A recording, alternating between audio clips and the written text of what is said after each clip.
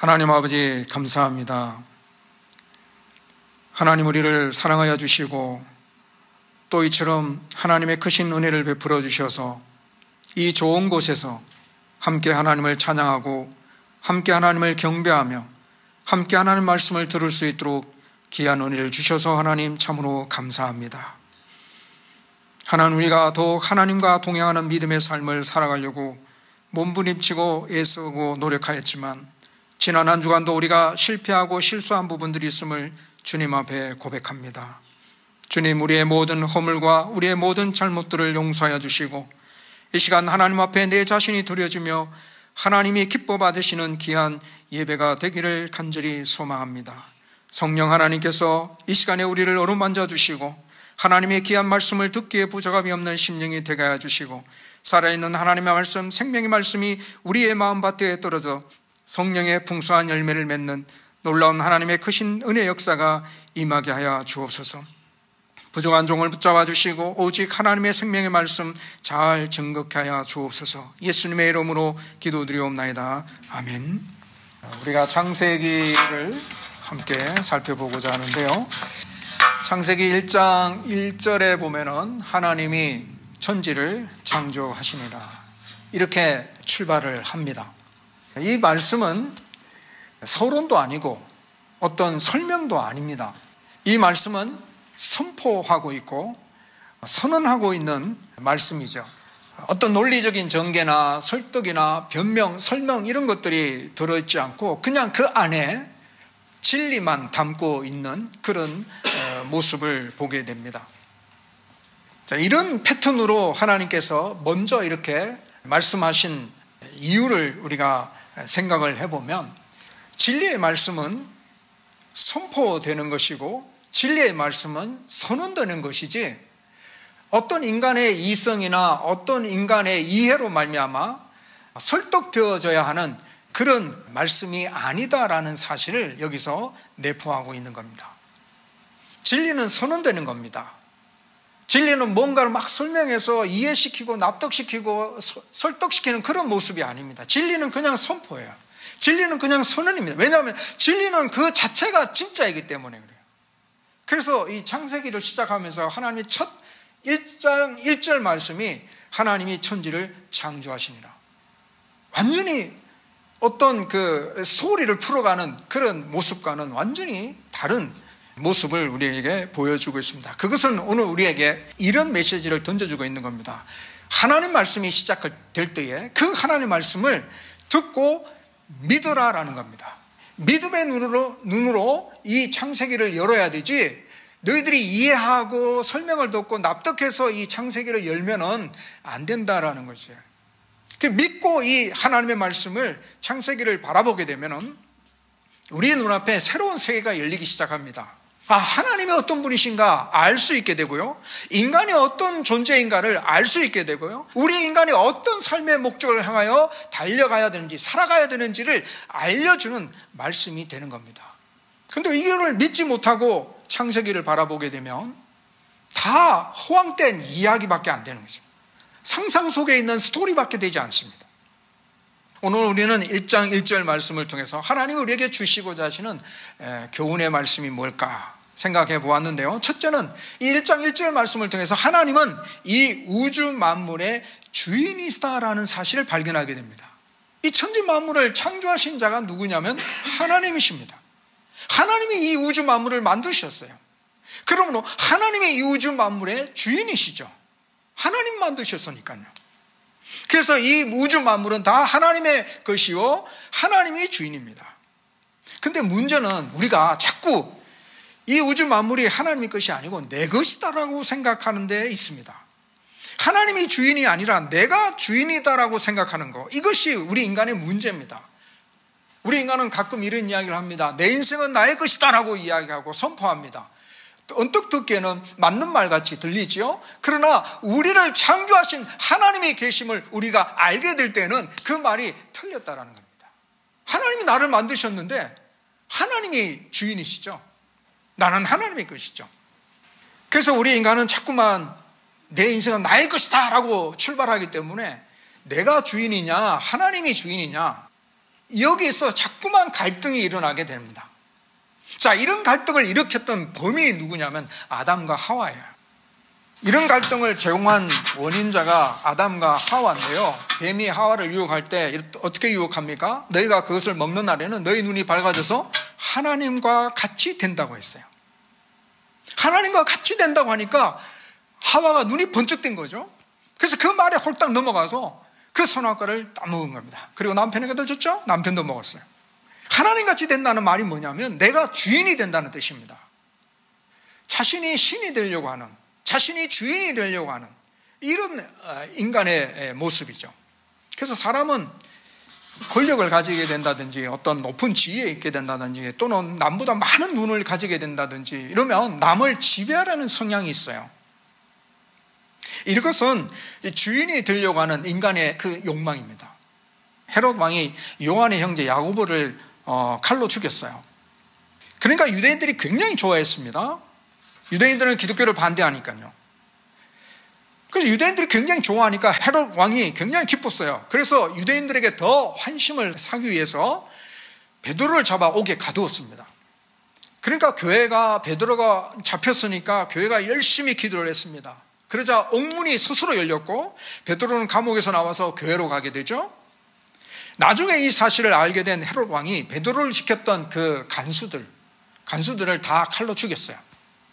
그리고 축제의 날 이 두로와 시돈이 사절단을 보내게 됩니다. 그때 이 헤롯 왕이 이 왕복을 입고 단상에 올라가서 연설을 하게 돼요.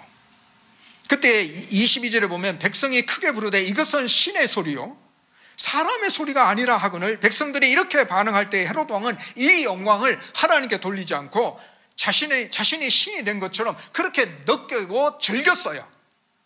당신의 소리가 신의 소리다라고 했을 때 그것을 즐겼어요. 그러자 나중에 헤롯이 죽게 됩니다. 이와는 대조적인 사건이 나타나는데요. 바울과 바나바가 루스드라에 갔을 때에 거기에 가보니까 나면서부터 이 발을 쓰지 못한 불구자가 있었어요.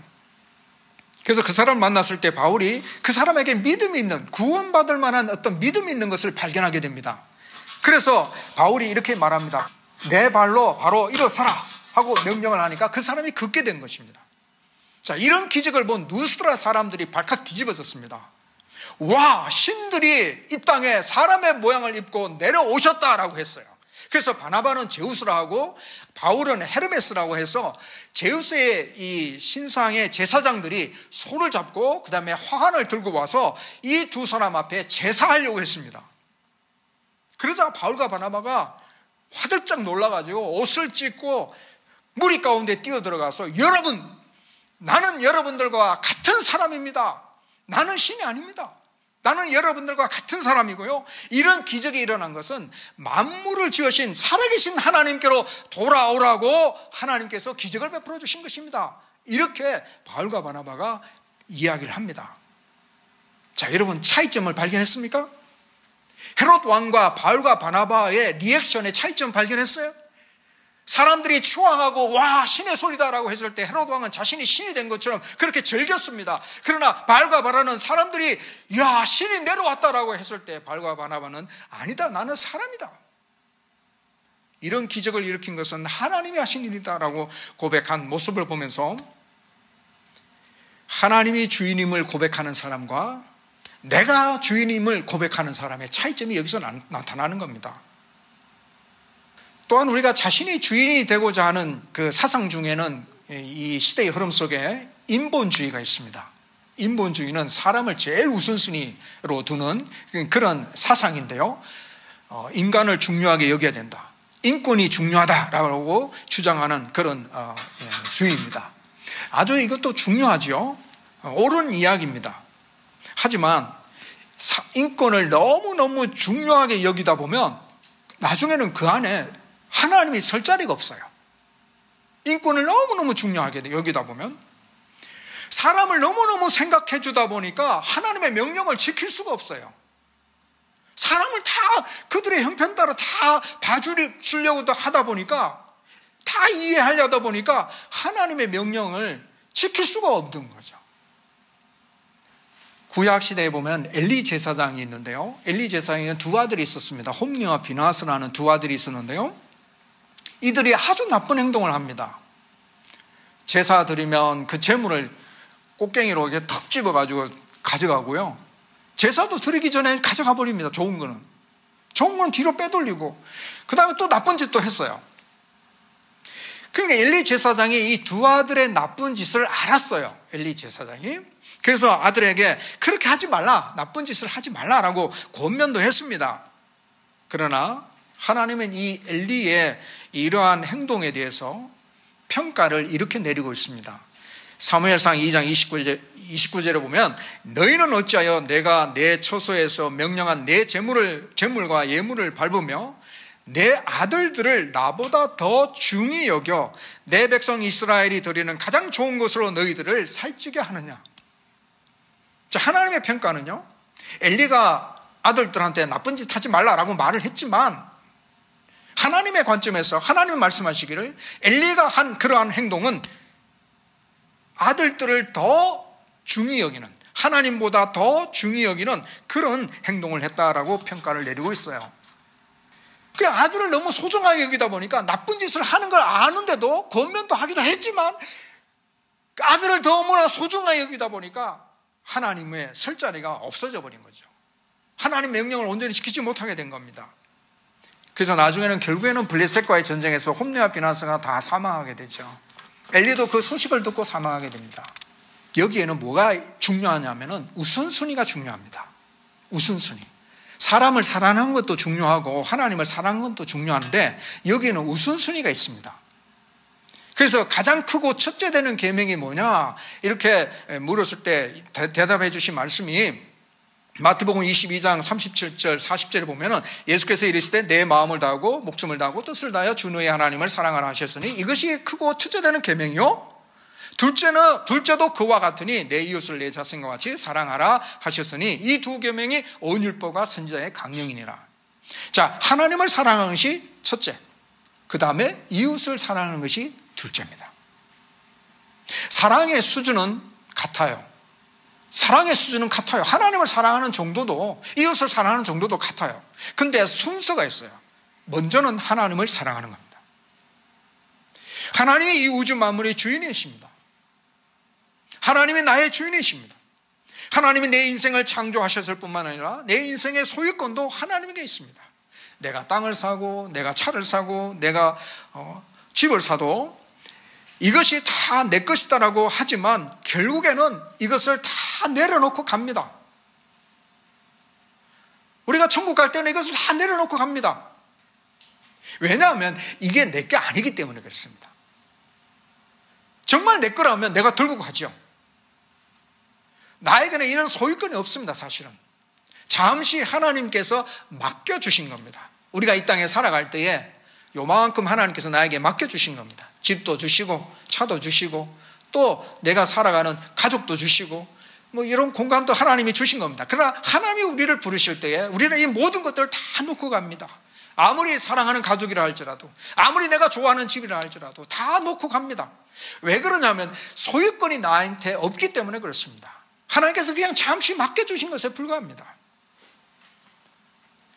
그러므로 우리는 철저하게 내 인생의 주인은 내가 아니고 하나님이시다라는 사실을 우리가 잊지 않고 살아간다면, 그러면 내 삶의 모습은 내 중심이 아니라 하나님의 중심의 삶을 살아가게 되게 되는 거죠. 그래서 하나님께서 내 인생을 셈하실 때에 너가 이 세상에 살아갈 때 잘 살았나 못 살았나 이렇게 평가하실 때에 내가 하나님 앞에 내놓을 만한 것이 있게 되는 거죠. 1달란트 받았던 자는 그냥 그것을 묻어두고 있었잖아요. 그 나중에는 책망받았잖아요. 그러나 2달란트, 5달란트 받았던 자는 하나님 앞에 더 많은 것을 드림으로 인해서 칭찬받았잖아요. 그래서 우리의 인생이 이와 같은 자들이 되기를 소망합니다. 자, 두 번째, 우리가 이 1장 1절 말씀을 통해서 발견할 수 있는 것은 하나님이 시간을 만드셨구나. 여기 나오는 태초에라는 이 말은 영원 전에 그 태초 시작의 출발점을 말하는 것이 아니고, 이 태초라는 말은 하나님께서 이 우주 만물을 만드실 때의 그 시점을 말합니다. 이 태초라는 것은. 그러니까 그 시점, 우주 만물을 만드시는 그 시점.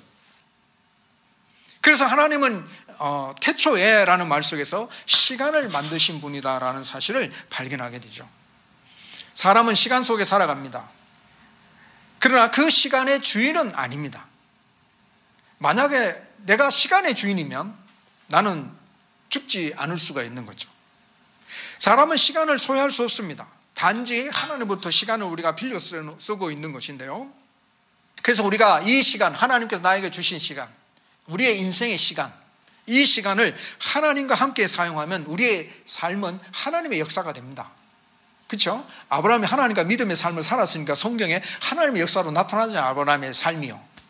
우리도 마찬가지입니다. 우리가 우리의 신앙생활을 하나님과 함께 하는 삶을 살아가게 되면 우리 후손들이 누구는 하나님과 함께 이런 삶을 살았어요. 그게 하나님의 역사가 됩니다. 그러나 하나님 없이 그냥 내 마음대로 내 뜻대로 살아가는 그런 삶을 살게 되면 인간의 역사에 불과합니다. 그래서 에베소서 5장 16절에 보면 세월을 아끼라 이런 말씀을 하시고 계셔요. 이 아끼라는 말은 구원하라는 뜻인데요. 그냥 물 흐르듯이 그냥 흘러버리지 말고 소중한 일을 하는데 사용하라는 뜻입니다. 그러면 어떻게 사용해야 되느냐? 그 뒷절에 보면 또 나오는데요. 17절 18절에 보면은 그러므로 어리석은 자가 되지 말고 오직 주의 뜻이 무엇인가 이해하라. 술 취하지 말라. 이런 방탕한 것이니 오직 성령으로 충만함을 받으라. 여기 두 가지를 이야기하고 있습니다. 시간을 어떻게 사용해야 되느냐? 첫째는 주의 뜻이 무엇인가를 분별하라. 하나님의 뜻이 무엇인가를 알아야 된다는 거죠. 하나님의 뜻을 모르고 그냥 막 살아가면은 하나님의 역사가 되지 못하는 거죠. 하나님의 뜻을 먼저 알아야 되겠다는 거예요. 그 다음에 두 번째는 성령의 충만함을 받아라라는 말씀이 나와요. 성령의 충만함을 받는다는 것은 성령 하나님의 이끌림을 받는다는 뜻입니다. 성령 하나님이 이끄는 대로 내가 살아간다는 뜻이에요. 그래서 이게 좀 안 잡히잖아요. 확실한 것은 뭐냐면 갈라디아서 5장 22절에 보면 성령의 열매가 나옵니다. 성령의 이끌림으로 받아서 살아가는 인생이라면 결과적으로는 성령의 열매가 나타나면 됩니다. 성령의 열매가 뭔지 아시죠? 성령의 열매는 사랑, 희락, 화평, 오래 참음, 자비, 양성, 충성, 온유, 절제. 자, 이런 것들이 내 인생의 삶 속에 나타난다는 겁니다. 하나님의 사랑이 내 인생의 삶 속에 풍성하게 드러나는 것, 이것은 바로 성령의 이끌림을 받으며 살아가는 그리스도인의 삶의 모습입니다. 하나님이 주신 기쁨 속에 내가 살아가는 것. 인생을 살아갈 때 우리 앞에 부딪히는 여러 가지 고난의 문제들이 있지만 하나님이 나에게 주신 은혜로 말미암아 하나님이 나에게 주신 기쁨이 있잖아요. 천국의 소망이 있잖아요. 구원의 기쁨이 있잖아요. 그 기쁨 때문에 이 세상의 모든 고난과 아픔 가운데서도 쓰러지지 않고 불행하지 않고 낙심하지 않고 기쁨 가운데 살아가는 이런 모습들, 이게 바로 성령의 열매입니다. 성령의 이끌림 받아서 살아가는 삶의 모습이에요. 그래서 이런 모습으로 살아가라 라고 시간을 아끼는 삶의 모습이 이런 것이다라고 말씀해 주고 있습니다. 마지막 세 번째, 하나님은 창조하셨어요. 1장 1절의 말씀을 보니까 하나님이 태초에 천지를 창조하셨다라는 말씀하고 있는데요. 이 창조라는 말은 없는 데서 있는 것입니다. 없는 데서 있게 만드는 거예요. 사람은 뭔가 발견했다 하잖아요. 발견했다 하고 발명했다라고 말합니다. 발견은 뭔가 있는데 몰랐는데 그것을 알게 된 거죠. 아무것도 없는 데서 찾아낸 게 아닙니다. 그런데 하나님은 아무것도 없는 데서 만드신 겁니다. 그게 창조라고 말합니다. 그래서 인간은 창조할 수가 없어요. 인간은 발견하고 발명하는 것뿐입니다. 하나님이 나를 창조하셨기 때문에 하나님은 나에 대해서 가장 잘 아십니다. 이 기계를 만든 사람은 그 기계가 고장났을 때 무엇이 잘못된지 잘 알죠. 잘 수리할 수 있습니다. 하나님은 나를 창조하셨기 때문에 내 문제를 하나님이 가장 잘 알고 계십니다. 그래서 내가 뭔가 문제가 있을 때 하나님 나를 잘 치료해 줄 수 있습니다. 그런데 문제는 우리가 하나님을 신뢰하고 하나님 앞으로 나아가서 고침받고 치료를 받아야 되는데 요거 하지 않는다는 게 좀 문제죠. 그 다음에 이 창조라는 말 속에는요, 하나님이 만드신 것을 통치하시고 다스린다라는 의미가 담겨 있습니다. 마치 부모가 아이를 낳고 아이를 방치해 두나요? 아니죠. 부모가 아이를 낳고 난 다음에는 아이를 케어합니다. 아이를 기저귀도 갈아주고, 우유도 먹이고, 또 학교에도 보내고 이렇게 열심히 케어합니다. 하나님께서 나를 창조하셨다는 것은 하나님께서 나를 다스린다는 뜻입니다. 하나님은 나를 버려두시는 분이 아닙니다.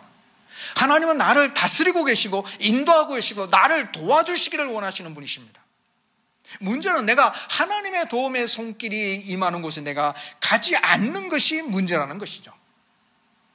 하늘에 태양이 늘 떠 있습니다. 햇빛이 땅에 내리쬐고 있어도 사람이요, 지하 속에 있으면은 햇빛을 맞을 수가 없잖아요. 햇빛의 혜택을 누릴 수가 없습니다. 그러면서 빛이 없다고 불평하죠. 원망합니다. 참 이게 어리석은 행동처럼 보이잖아요. 우리도 하나님과의 관계 속에서 이런 모습일 수가 많다라는 사실이에요. 내가 하나님께 가까이 가기만 하면, 하나님 앞에 도와주세요라고 말만 하기만 하면 하나님이 얼마든지 하나님께서 도와주시고자 하시는데 우리가 그곳에 안 가니까 문제인 거죠. 안 가니까 하나님의 은혜가 어디 있느냐, 하나님의 축복이 어디 있느냐라고 이렇게 불평하고 원망하는 자리에 이르게 된다는 사실이에요. 그래서 하나님은 환난 날에 나를 부르라, 내가 너를 건지리니 내가 나를 영화롭게 하리라. 환난 날에 나를 부르라라고 말씀하고 있어요. 하나님께서는 그의 백성들을 도우시기를 원하십니다. 함께 하시기를 원하십니다. 날마다 은혜 베푸시기를 원하십니다. 그런데 우리가 하나님의 도움의 손길 임하는 곳에 나아가지 않기 때문에 우리가 하나님의 도움을 받지 못하는 것뿐이에요. 히스기야 왕이 질병으로 인해서 사망 선고를 받잖아요. 히스기야 왕임에도 불구하고 그가 사망 선고를 받았을 때 무릎을 꿇고 생사를 건 하나님 앞에 기도하게 됩니다. 하나님 앞에 도와달라고, 하나님 용서해달라고, 하나님 고쳐달라고 하나님 앞에 기도했을 때 그가 하나님으로부터 용서함을 받고 질병을 치료받아서 깨끗하게 치유받아서 15년이나 생을 더 살게 되죠. 하나님의 도움의 자리에 나아가기만 하면 우리도 히스기야 왕처럼 하나님의 도움의 손길을 누릴 수 있습니다. 말씀을 맺습니다. 하나님은 이 우주 만물의 주인입니다. 우리 또한 하나님의 창조물로서 하나님의 나의 주인임을 고백하며 하나님 중심의 삶을 살아야 합니다. 내 인생은 나의 것이니까 내 마음대로 살겠다 하면 자신의 근본을 모르는 사람이죠. 하나님의 중심의 삶은 하나님이 주신 것들을 가지고 하나님을 위하여 사는 것입니다. 하나님께서 나의 인생을 셈하실 때에 하나님께서 맡겨주신 것을 가지고 무엇을 위하여 사용했는지 확인하실 때에 그때 영광스러운 자가 되기를 소망합니다. 하나님은 시간을 창조하셨고요, 우리에게 시간을 주셨어요. 우리에게 주신 시간은 제한적입니다. 영원히 있는 것이 아닙니다. 그러므로 그 제한된 시간들을 우리가 소중하게 사용해야 될 텐데, 첫째는 하나님의 뜻이 무엇인지 잘 분별하는 거 열심히 찾아야 됩니다. 내 인생에서 하나님 뜻이 무엇이 있는지, 하나님은 무엇을 바라시는지, 내가 무엇을 하기를 원하시는지, 하나님의 뜻이 무엇인지를 자꾸 찾아야 됩니다. 그리고 난 다음에 성령의 이끌림 받는 성령의 삶을 위해서 열심히 달려가야 됩니다. 성령의 열매를 맺기 위해서 열심히 달려가야 됩니다. 그렇게 달려갈 때 우리의 인생의 삶은 하나님의 역사가 될 줄로 믿습니다. 그리고 하나님은 우주 만물을 창조하시고 다스리십니다. 우리는 하나님의 통치 아래에 들어가야 되죠. 하나님께서 우리를 인도하시고 축복하시고자 하셔도 우리가 하나님의 은혜를 거부하면 하나님의 은혜를 누릴 수가 없어요. 하나님의 은혜를 사모하고 하나님의 은혜의 보좌 앞에 담대히 나아가야 합니다. 여러분, 좀 더 기도하고, 여러분 좀 더 예배하고, 좀 더 우리가 찬양함으로 하나님이 우리에게 주시고자 하시는 축복을 누릴 수 있게 되기를 주의 이름으로 축복합니다. 함께 기도하겠습니다. 하나님 아버지, 감사합니다. 하나님께서 이 우주 만물을 창조하셨음을 우리가 하나님 말씀을 통해서 다시 한번 확인하면서 내 인생의 주인은 하나님이심을 고백합니다. 하나님께서 나를 창조하셨음을 고백합니다. 하나님께서 나에게 제한된 시간을 주셨음을 깨달았습니다. 하나님, 우리가 우리의 삶을 살아갈 때에 하나님이 나의 주인이심을, 그리고 하나님 주신 이 시간을 하나님을 위하여 아름답게 잘 사용할 수 있는 자가 되기를, 하나님이 나를 창조하셨기 때문에 내가 무슨 문제 앞에 있을 때에 하나님께 나아가 도움을 요청함으로 하나님이 주시는 은혜 아래 거하는 자가 되기를 하나님이 간절히 소망하고 소망합니다. 성령 하나님, 우리를 인도해 주시고 함께해 주옵소서. 예수님의 이름으로 기도드리옵나이다. 아멘.